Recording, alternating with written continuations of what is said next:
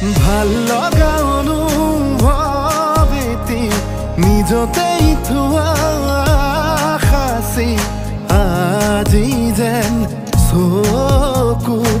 আগতে সজি আকাশলে চোৱা না তৰা ফুলক সোধা না তুমি অহা বাটে সুবাসৰে ৰজনীগন্ধা পাহে পাহে কিদৰে বুজাম নিজক কিদৰে সজাম নিজক